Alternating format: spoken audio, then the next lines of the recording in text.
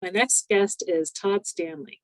He is an NBCT teacher and author of many teacher education books, including Project-Based Learning for Gifted Students, Promoting Rigor Through Higher-Level Questioning, and a Teacher's Toolbox for Gifted Education. He served as a classroom teacher for 18 years before becoming the Gifted Services Coordinator for Pickerington Schools. He serves as an adjunct professor at the University of Cincinnati as well. Welcome to the podcast, Todd. Thanks so much for having me, Dan. I appreciate it. Well, tell me about a time when you were in the trenches and managed to crawl out. Well, it's interesting. I've given this great thought since we've had our initial conversation, and there are various things in the timeline of me as an educator in the trenches. So, for example, one I came up with is that when I was a student, I definitely was in the trenches when I had a teacher. I had several teachers actually that were not very engaging teachers. They just talked at you. They were whatever.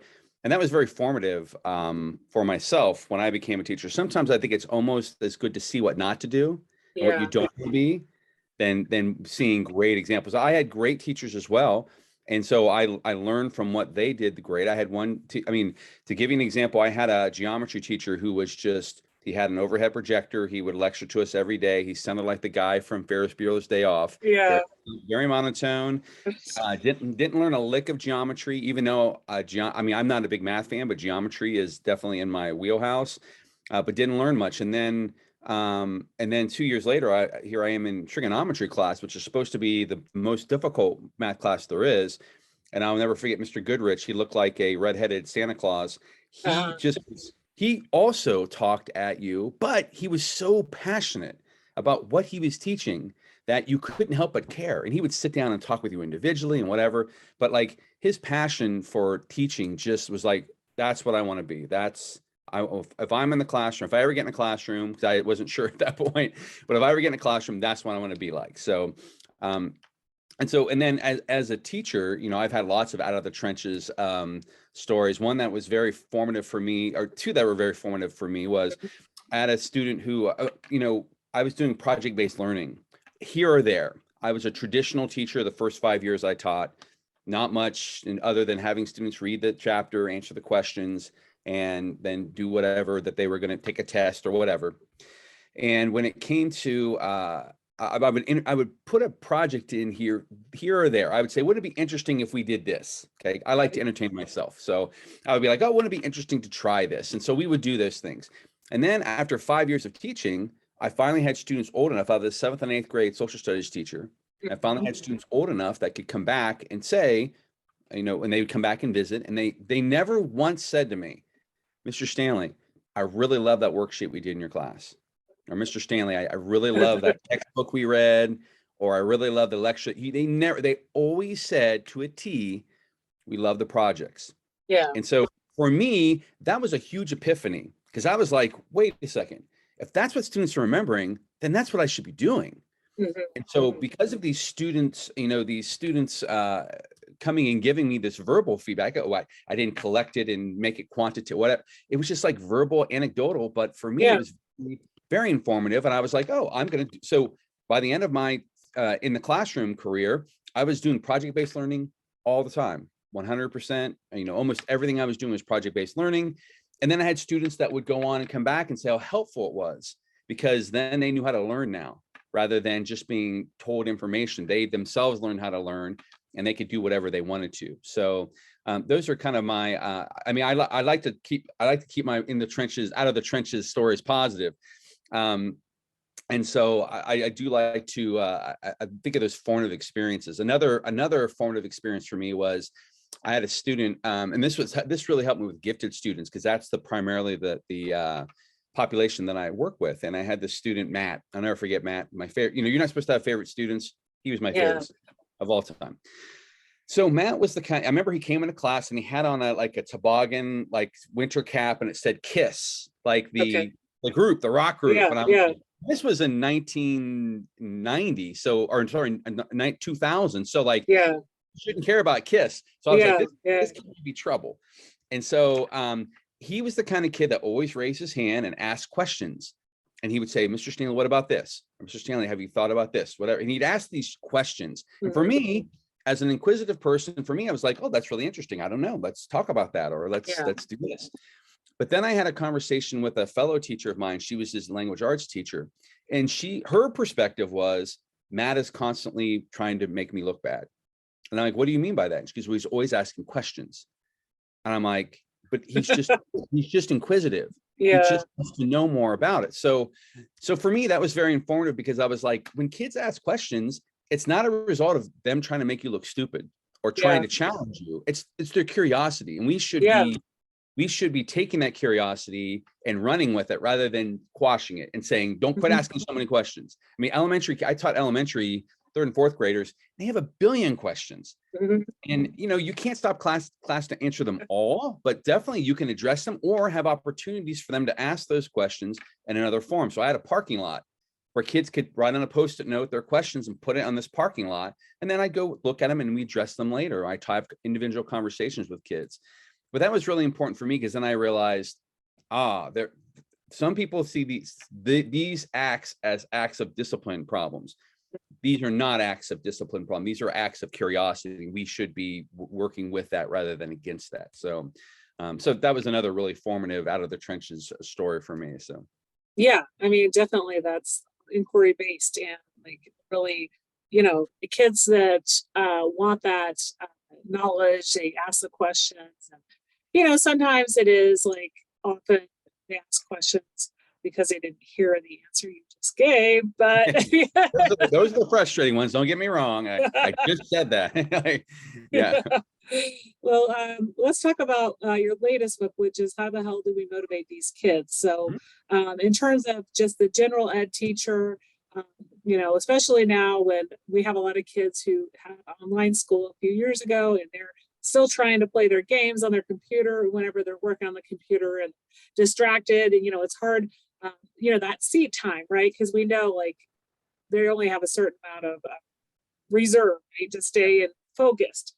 So we've seen, you have a breakout session, you have a slide where there's pictures of disengaged kids on their phones, and the teachers up there, and they're not really paying attention to the teacher, and that's pretty common across our classrooms. So tell me a little bit about what we can do. Sure. So from my perspective, it doesn't matter, gifted, special ed, I taught them all, regular ed, whatever. And motivation comes down to in my opinion, it comes down to the same thing, which is that, like, do kids care about what they're learning about? Yeah. So if kids care about what they're learning about, they're going to be way more engaged. And it also, do they care about how you're teaching it? So not just what you're teaching, but how you're teaching it. I often struggle because I feel like I've seen this with my own daughters. I have 2 daughters, one who is now a sophomore in high school and one is a junior in college. And in their order, when they got into high school, junior high, whatever, I noticed that school was happening to them a lot more than it was happening with them.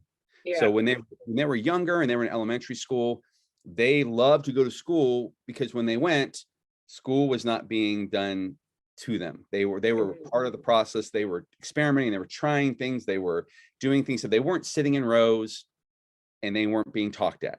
And elementary schools you walk into, and it seems like chaos sometimes when you walk into a classroom, but that chaos is a beautiful thing, because that's where the learning takes place.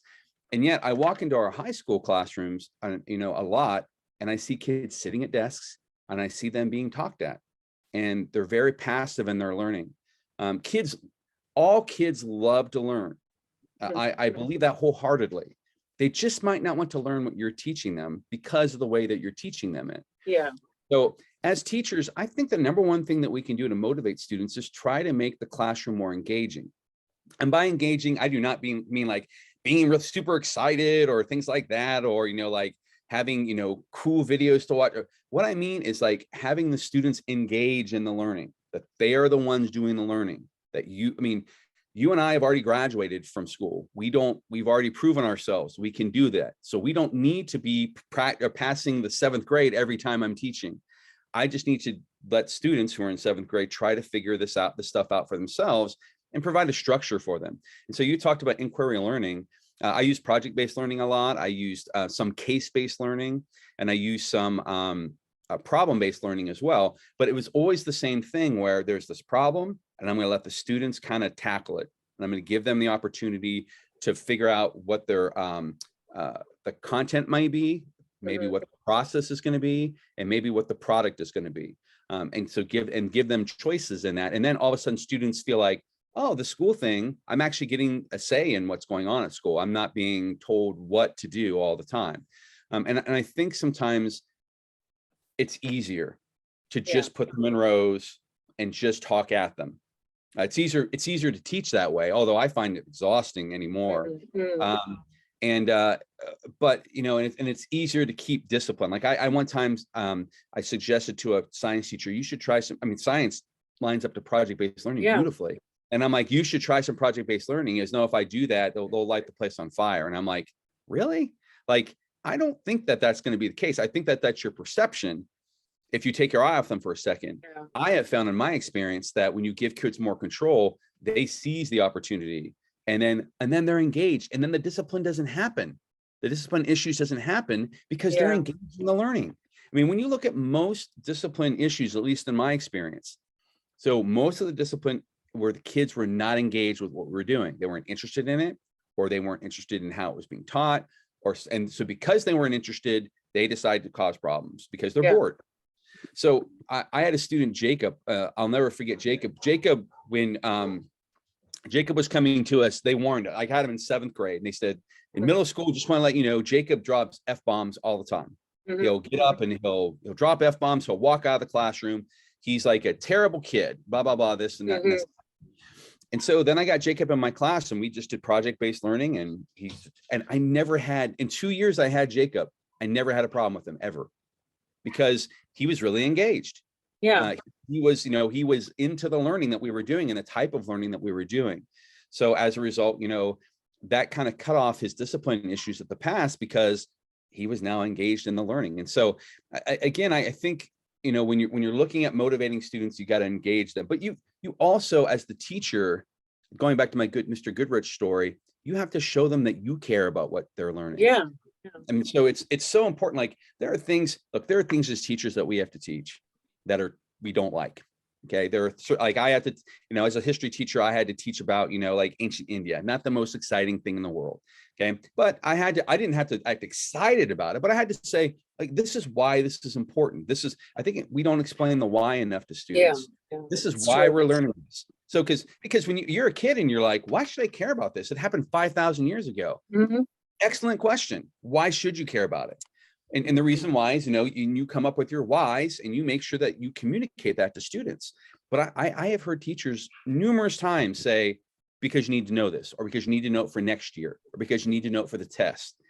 Terrible reasons for people to have to learn something. I mean, because they have to. And so we don't want a have to, we want to in the classroom. And the more opportunities you give kids to make choices, the more you engage them and make them part of the process. In my experience, the more motivated that they seem to be. It's not perfect. It doesn't work for everyone, but I will say that it's worked for a majority of students that I worked with in my 26-year career. Yeah, really diving deeper into some of those learning types, like project-based, you mentioned, inquiry-based, case-based. You know, you've written or co-written on all of those, so people can refer to your website and get more information. I know a lot of the time that is something either a PLC team does school-wide, or you know, just a grade level team. But you know, people can do that in their own classrooms. And you know, like you said, you started out kind of dabbling. You did it here and there, and it's kind of how I've done it when I taught. But it really is, you know, it's the way to go when you want to have kids get excited about the content, because like you said, it's, you know, ancient India may not be engaging really as a content, but find something, some way for them to present their knowledge that they can really take off and, you know, show what they've learned. So we'll talk a little bit now about the gifted conversation. So I have 2 children who've been put on advanced learning plans this year, and you know, we call it ALPs in Colorado. You know, it's called different things in different states, but one of my kids is twice exceptional, so on an IEP as well for ADHD. So As a parent of a twice exceptional kid, but also keeping in mind students of color who are under-identified, how can we better serve the twice exceptional students? Excellent question. And it's interesting because, as I'm sure you have as well, you've seen things come and go and change and be made aware of in education as the longer that you're in it. And so when I first started out as a teacher and I was teaching gifted students, gifted special ed student couldn't be gifted. I mean, there was this, it was like, no, they're special ed. They need to be at that part. And so I remember, and talk about a story out of the trench, I had the student, Zach, and he was struggling in our program. We had a program, a magnet program where kids came from all over the city to come to the school. And basically my philosophy was, well, if he can't keep up, then he needs to be kicked out of the program, which is now just I'm just shamed to think about, like, that's the way I approached that. But that's the way, like, it just was, that's the way that we did things. Not that that makes it right. And so it became an educational thing for me where and the happy ending to Zach's story is that I learned how to start making things, putting them in chunks. Like, we were doing project-based learning and he had ADHD. So imagine how difficult that is to do a long-term project when you can't stay focused for more than, a little bit. And so I learned how to chunk things to make them more accessible for Zach. And I would sit down and talk with Zach every day, how things going, where are you at, whatever. And Zach was a really good learning experience for me, because it was like, no, they can't, special ed students are gifted. Special ed students actually can sometimes be more gifted than your typical kid. And so that was a real eye opener for me. And so 2E is kind of, it's interesting because it's kind of a new term, although they've been there all along. And so it's not like 2E kids didn't exist when we were in school. They were there. We just didn't know how to identify them. And so what I'm learning, I'm doing a lot of work on this actually, because it's something I don't know enough about. And I'm the kind of person that, like, if I don't know enough, I want to find out more. So, and the one thing and Emily Kircher Morris, who has written a few books on 2E, and she has a podcast called Neurodiversity Podcast, is an excellent resource for such things. And she talks about, like, the most challenging thing is to, first off, to properly identify. Because if you're gifted, your special ed may cause your scores to not be high enough to be identified as gifted. If you are special ed, your giftedness may prevent you from getting a diagnosis that you need, that's part of that special ed process. You might have dyslexia or dysgraphia, but you're smart enough that you can get by and you can fool people and to think, okay, this person doesn't have this issue or whatever. And so identification is a big one. It's probably in different states identified differently, and some have universal screening and some do not. Some use subs tests, some do not. So it's different wherever you're at. But we have to find ways to properly look for, these gifts in either special ed students or special ed problems, not problems, but special ed issues in gifted students. And so that's the first thing, is just, as teachers, we need to be more aware. Okay, we need to not have to wait until a Zach comes along until we figure this out. Unfortunately, there's not a lot of training when it comes to working with both of these kids. The kids that has both ends of the spectrum. So I've met a lot of teachers that are excellent at teaching gifted students. I've met a lot of teachers that are excellent at teaching special ed students, but I've not met that many who are good at both. The reason why is that you have to be addressing both of these.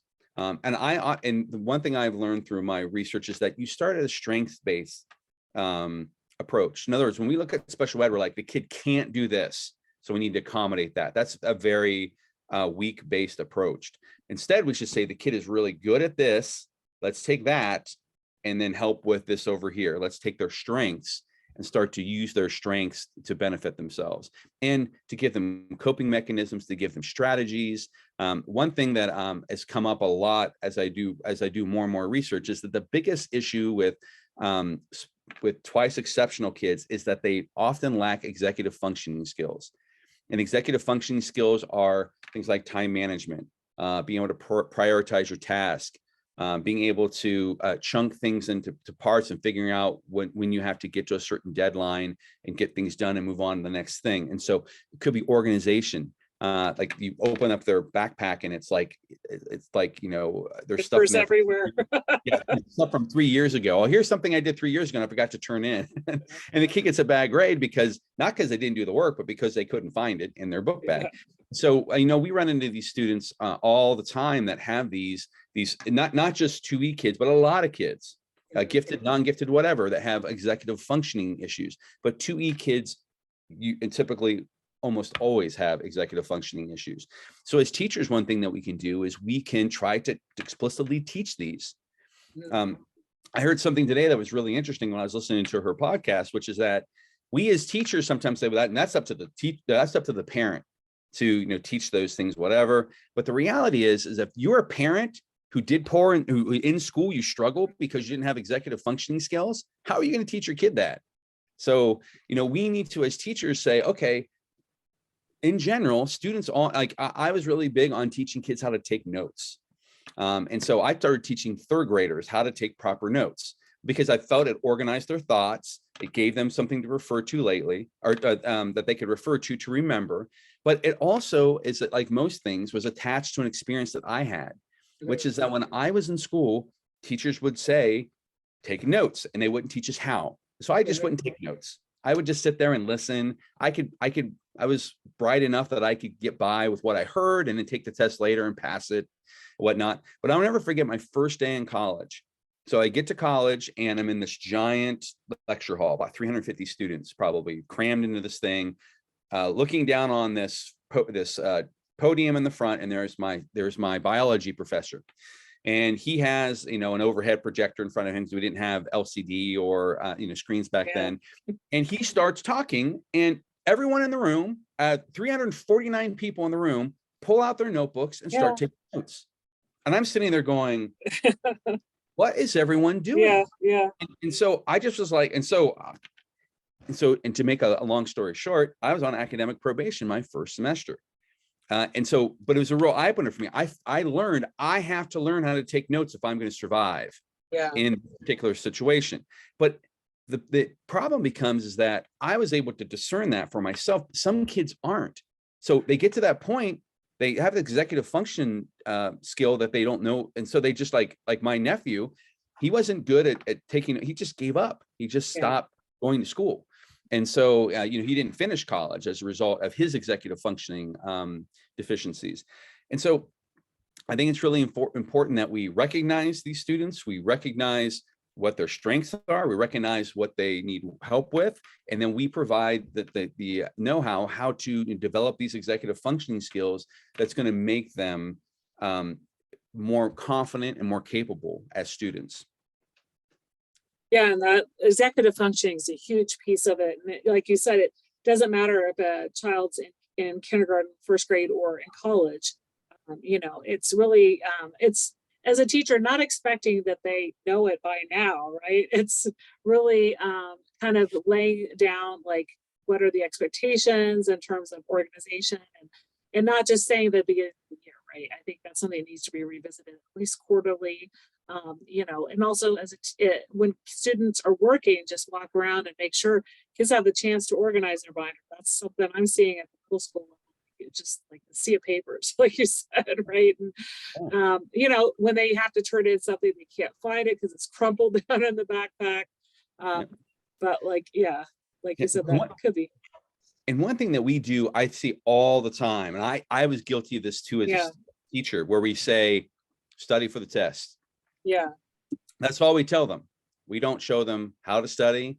We don't. So kids who are, innovative, they just create their own methods for doing that. And so, but a lot of times what happens is they end up cramming. So they try to fit everything that they need to learn within like the day before studying.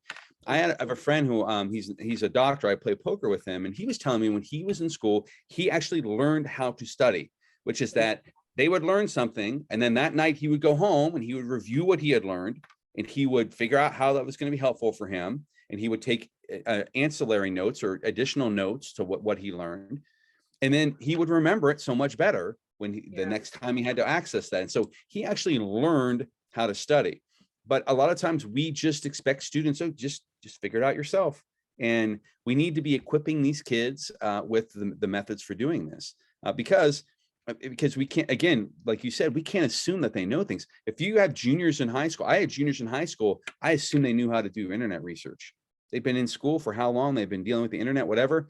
And some were they would be like, they would look at the first 2 articles and say, I can't find what I'm looking for. I'm like, there are like, first off, there's like 100,000 articles that it showed you. Like, I don't expect you to go through all of them, but I do expect you to go through more than 2 of them. And so, like, teaching kids how to find reliable sources and unreliable sources, and how to do a proper search, and how do you phrase your search, and so on and so forth. What sites should you are reliable? Which ones should you avoid? So, I think it's really important that we equip students to be able to be learners. And that's one. And I think executive functioning skills is a number one way to do that. So. Yeah. So back talking about parents of gifted students, a lot of the students are perfectionists. Mhm. Totally case in point, right? So how can the parents and teachers of some of these students help them at least not be quite a perfectionist, or not like be like all or nothing thinking, right? If I don't finish this, or if I don't like do this perfectly, the teachers, because my daughter's always like, oh, the teacher's just going to give me an F, or it's not really all or nothing thinking. So what are some tips? I know you have some SEL resources. Mhm. Yeah, one, and you said something really important there that you just said. Actually, you said they're worried about the F. Yeah. And unfortunately, in our school systems, we have set up this having to be perfect, and worrying, if we're not, that it will affect our grade. So if you, and so there are some teachers, like, if you make a mistake, then you're going to get less than what you wanted. And so we have got to make classrooms a place where it's okay to make mistakes. And I'm not saying like failing because they don't do the work, but if a kid goes big or tries something that is maybe it's going to be challenging and they may not get there, we need to acknowledge that and reward that, rather than say you got a C because you didn't get your work in on time, or whatever. Like, I think as a school system, we set up this perfectionism a lot. Because of our focus on grades. If it were up to me, if I had a magic wand and I could change one thing about school, I would get rid of letter grades. Just get rid of them altogether. I've been teaching the last 3 years online to students overseas. We don't have letter grades, and it works wonderfully. Like, kids just get feedback and they get things they can improve, and things that that they are doing really well. And it doesn't come down to a grade that they're trying to get to. And this goes back to that motivation factor. A lot of the ways that we motivate kids in school is through extrinsic motivation, the grade or a reward or this or that, rather than the intrinsic motivator, which we should be focusing on, which is that, by learning this, that you know something now and you can do something with that. It's for learning for the sake of learning.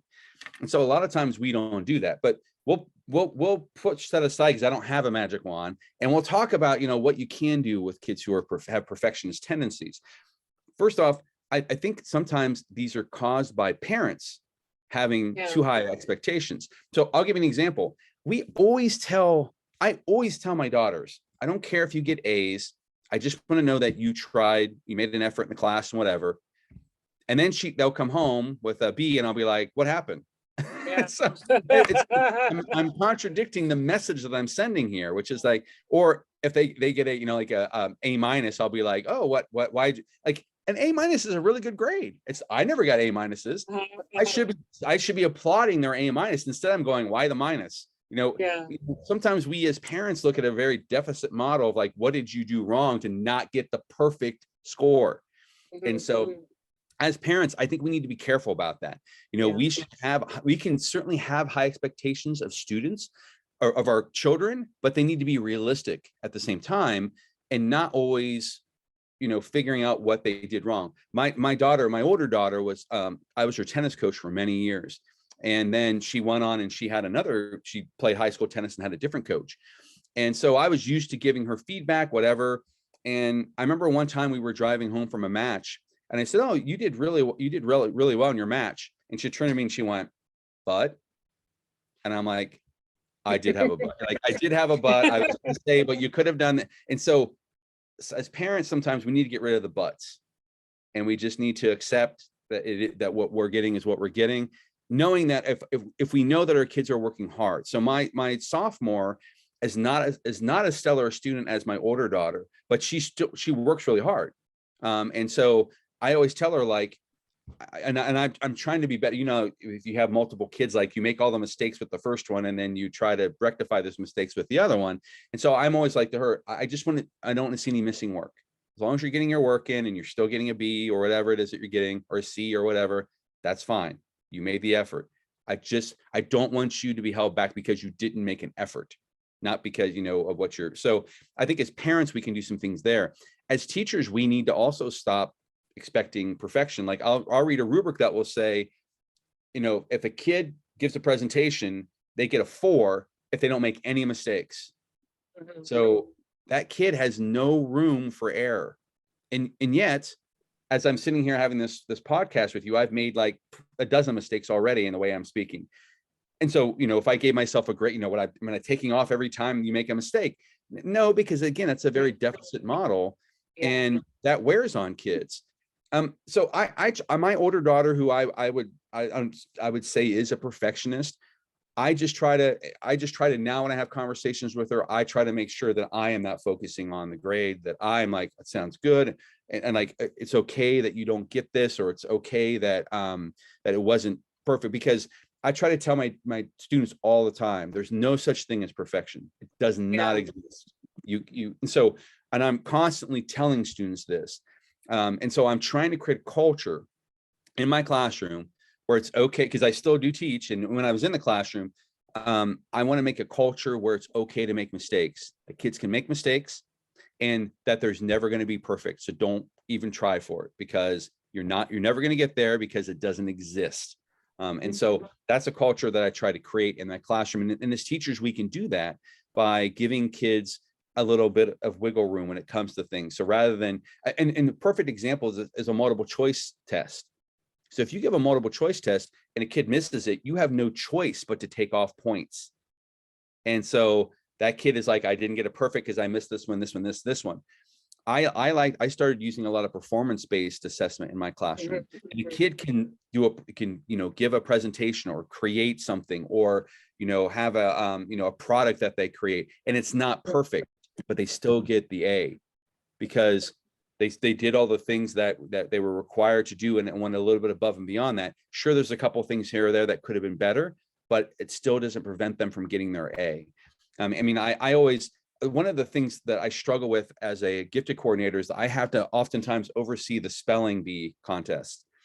And you have these kids up here, they worked very, very hard. They try, and then they get a word and they miss one letter, and we hit the bell, ding. That ding is like a dagger in my heart every time I hear that. And I see the look on the kid's face, and I see, like, you made a mistake, you are eliminated because you made one mistake. And so I had, we have spelling bees. They're very traditional. We've done them for years, but like, if I had my wherewithal, I would get rid of them and have competitions like Destination Imagination or Invention Convention, where you can make mistakes. And that's part of the process, actually, is making mistakes and learning from those mistakes.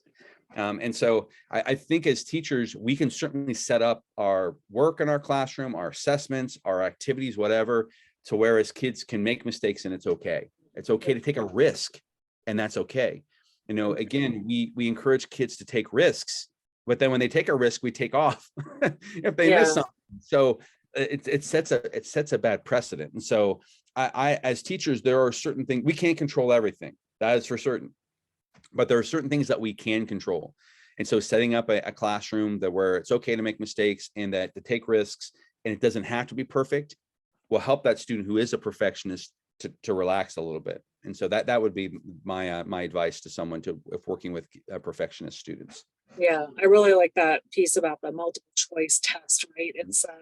It's not about necessarily the points, it's about how they show their learning, right? So trying to get out of rut of just doing multiple choice, or I used to be a teacher who would take off taught French, and I would take off for every single grammar spelling mistake. But then I realized it's how are you able to speak the language more than necessarily each grammar. And I still do tutor students online, and they, I'm supporting them with the work that they have from another teacher. And some of those students are like, well, this teacher takes off every single spelling mistake, every single accent mark. And, I'll just have to help work with them and, hope they get the spelling right. But it's like, that's when you're actually using the language. It's not like, did you put that ending on that? Correct. You and I are both very fluent in English. And yet, we'll look back on this and we'll say, I said this wrong, whatever. We're not going to be perfect because, again, there's no such thing as perfect. But you remind me of like a perfect example is math. Okay. Yeah. Math usually has one correct answer. And if you don't get that correct answer, then you get marked off for that. Mm-hmm. I ran across the math teacher that she taught mathematics, or she graded mathematical thinking, not the answer. So if the kid got the answer wrong, but still showed the correct mathematical thinking in their work, she gave them credit for that. And yet most math classes are, you miss it, that's wrong, we're taking off, whatever. So I think it's just a mindset shift for teachers, is that, again, going back to this whole theme of strength model versus weakness models, we should be looking at our students' strengths and what they're doing well and giving them credit for that, rather than taking off because of, like I always say, like basically how some teachers approach this is we start with an A, and then every mistake we shave off a little bit more until we get down to the grade that we get. What if instead we built that up and we had students like start here and then they build up to what they're going to do? And so rather than just taking away a little here, it's like a death by 1,000 cuts. And, that's going to cause anxiety in students, and it's going to cause kids to want to be perfectionists, because that's the culture that we've set. Exactly. I wanted to touch base with you a little bit on your Learn Like a Pirate Twitter chat. So you're one of the hosts, and this runs the first Monday of every month. Tell me a little bit about what time people can tune in and some of the topics that are coming up in the next few weeks. Sure, no problem. So I want to make sure that I'm clear. Like I'm a guest host for like Paul Solars, who wrote the incredible book Learn Like a Pirate, which is all about project-based learning. Is that the guy who wrote this book years ago, and he sponsors this chat. He created a professional learning community with thousands of teachers throughout the years. And I remember I was reading Paul's book, and I was reading, and I'm like, did I write this book and I forgot that I wrote this book? Because like he was like doing the exact same things that I was doing in the class. And I would read a part and I'd be like, is this guy in my mind? So I reached out to Paul, and I'm like, oh, I think we're like long lost brothers, because I think we're on it. And he, it's Paul's a great guy, and he was like, he's read some of my stuff. And he's like, yeah, I felt the same way. We're kind of on the same in the same regard. And so when Paul needed a host, I was like, oh yeah, I would definitely love to, because learning is all about community, and being a teacher is all about community.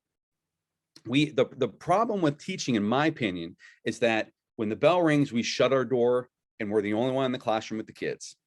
And there's no collaboration going on. There's no feedback. There's no conversation. Sure, you may talk with teachers later on if you're on a teaching team, or you may have a colleague that you trust.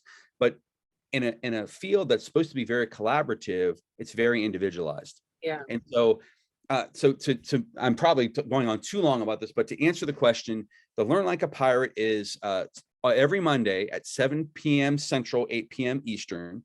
And what happens is whoever's hosting that week has a topic, and then they ask 8 questions throughout the night. Every 7 minutes, there's a question. Okay. And then, but here's the great part about it is, like, I love to host it because I don't know what answers are going to come in. I don't know what they're going to be. But what I love is the conversation that comes as a result of those answers. Those answers are not designed to have a correct answer or a not correct answer. There's just their answer. Yeah. So if I'm doing like I did one last week on, why teachers shouldn't be afraid of group work. And some teachers were afraid of it, and some weren't, and some saw the value in it, and some thought it was just a big headache. And none of those are wrong, or none of those are right. They're just what they experience. And so what's nice about this Twitter chat is not the answering of the questions, it's the conversation that comes as a result of the answers of the questions. And so I really enjoy that back and forth. I really enjoy having that conversation and dialogue, because here's the thing that I learned really quick in education. I think it's really important for every teacher to learn, is that if you think you have everything figured out, you need to get out of teaching, because we don't have everything figured out. We will never have everything figured out. Yeah. And so we're constantly having to challenge ourselves. The 2E is a perfect example of this. I realized, and having conversations with fellow colleagues, that I didn't know a whole lot about 2E. So I'm like, Yeah. I need to learn this. I need to get better at this. And so as I think the best teachers are the ones that are lifelong learners. They want to learn, they want to improve, they want to get better. It's that teacher that's like, I had a teacher, to give you another out of the trenches story. The first year I taught, there was this teacher, his name is Mr. Shannon, and I shared a room with him because I was a new teacher and I had to share rooms because we didn't have enough room for me to have my own room. And in Mr. Shannon's room, like he was very particular about things. And so when we got new textbooks, he's like, no, I'm not changing my textbooks because then it messes with all my lessons. And Mr. Shannon was the kind of teacher that laminated his lesson plan, where he did the exact, if you walked in 7 years apart on this particular day, he was still doing the exact same thing that he did before, whether it worked or not. The best teachers that I have experienced as a student and as working with fellow teachers is that you're constantly reflecting and saying, this went this way, but I could make it better. I could do this to make it better. This worked this time, but it may not work next time. Because that's another thing about teaching, is that just because it works with one group of students or with one student doesn't mean it's going to work with another group of students. And so, we constantly have to be changing. People always I'm always amazed in education when I'm working with educators, whatever, and something has to be changed at the last minute and they always apologize. I'm like, dude, that's my life. That's my life as a teacher, is that we have to be on the move and thinking on our feet all the time and adapting. If we're not doing that, then we're not teaching. And so I went to a fellow colleague about Mr. Shannon. I was like, oh, he does. And he said to me these words, which stuck with me. It was the very first year I taught. And he said, you can either teach for 30 years or you can teach 1 year, 30 times. Yeah. And for me, it was very appealing to teach for 30 years. It was not appealing for me to do the exact same thing for 30 years in a row. That would be like torture for me. And so that's why every year I'm constantly challenging myself to try something else. When and I'm out of the classroom now in the district I'm at, but I don't want to be the type of person that says, hey, I'm not in the classroom, but you should try these things. Mm-hmm. I am never going to give a teacher advice unless I've tried it myself. So to give you an example, I wrote a book on project-based learning for K through 2 students. I've never taught kindergarten. Yeah. How can I offer advice to someone who teaches kindergarten if I've never taught? So I created these lessons, these projects, whatever. And then I asked a kindergarten teacher, do you mind if I come in and teach these lessons? I want to make sure they work. I want to make sure that I know what I'm doing. And to give you an example, that one of the projects I did was making a paper airplane. So kids are going to make 3 different paper airplanes and they were going to hypothesize which one would go the furthest. And so to me, it was like, oh, okay, kids making paper airplanes. Who wouldn't love that? So I go to the kindergarten class and I say to the kids, okay, take that piece of paper and fold it in half. I'm thinking this is going to take a minute at the most. It took 20 minutes to get all of those pieces of paper folded correctly. Like some kids, were folding it hamburger rather than hot dog style. Some were, just didn't have it as an even fold. Some were, didn't even know how to approach it. And so I'm like, this is good. This is good for me to see. To know. I'm a huge believer there's a humongous chasm between theory and practice. Yeah. So in theory, this should work, but in practice, I know different. Yeah. And so I always struggle with some people that are university people that are like, here's the theory of teaching you should consider. And it's like, have you been in a classroom lately? have you tried these things? Because what you just suggested sounds great. I'm not so certain it's going to work. And I'm not saying to be like negative when someone has an idea that you should, just poo-poo that idea. But what I am saying is that sometimes you get people that are out of touch with the practice part of it.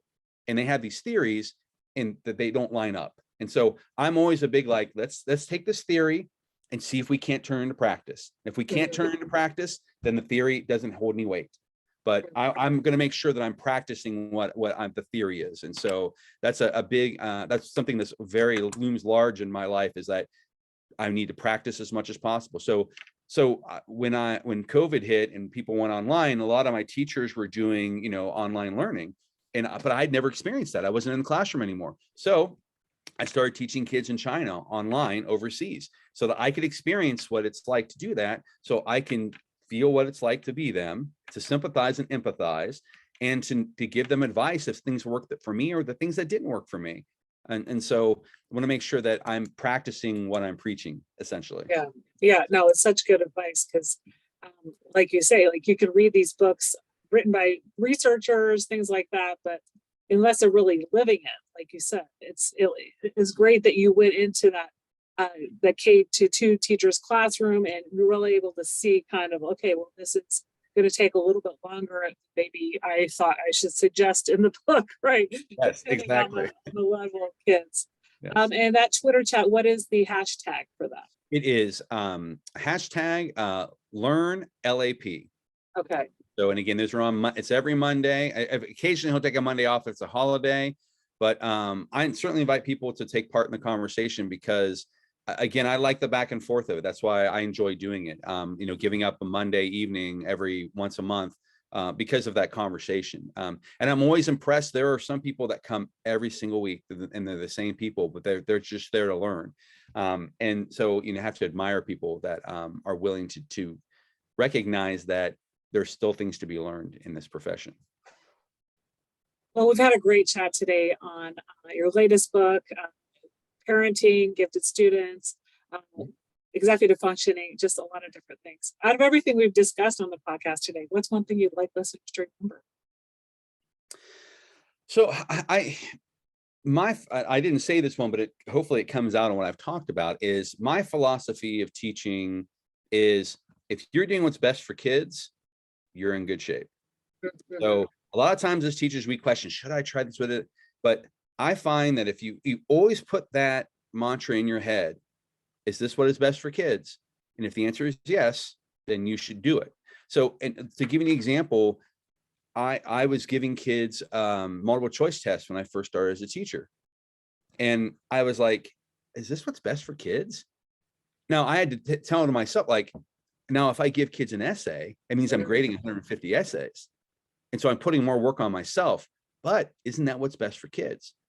So isn't it better for them to get feedback or get the opportunity to explain themselves, rather than trying to fit this answer into like one box? I mean, we are always telling kids to think outside the box, and then all of our assessments are firmly in a box.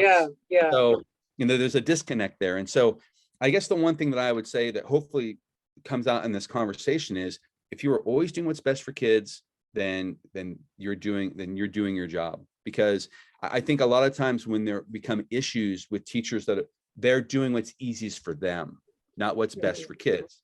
And I don't want to call it lazy teaching, but I feel sometimes like teachers are like, well, I'm not going to do that because it's going to do this to me. And I'm like, well, what is it going to do for the kid? Yeah. What is that? Because when you think about your own life as an adult, how many multiple choice tests do you take as an adult? I mean, almost none, almost never. Everything is almost project-based learning, or something that's hands-on or experiential learning. And yet we're not setting up classrooms like life's going to be. We need to start doing a better job of doing that. We need to make sure that our classroom reflects what kids are going to see in their own life, because that's another thing about motivation, is the relevance. Why is it relevant? Why should they learn what they're learning? And if we don't have a good answer as to why they're learning what they're learning, maybe we shouldn't be teaching it. I know we have content standards and we have to abide by those content standards, but we can certainly figure out ways to make those content standards relevant. So important to remember, like, it's not about doing what's easiest for you. It's about what's best for your kids. Where can people connect with you and find you online? So I have a website, thegiftedguy.com. That has a lot of resources, free resources. And the great news is that it doesn't require you putting an email address or giving a blood sample or anything. There's just where I put all my stuff that when I'm working with teachers across the state or across the country, I put resources in there so that teachers have those available. So all that stuff's free. I also, on that, I work in a district that has over 400 teachers, and I can't get to all of them. So I create videos. I call them Todd Talks. They're like Okay. 10, 20-minute videos, which are, someone can just sit down during their lunch break and just watch it and get some advice on how to try something or to do something. And so I have over 100 of those on that site, and they're free. Again, nothing is of cost on the website. I just do it to be part, again, of that community of collaboration.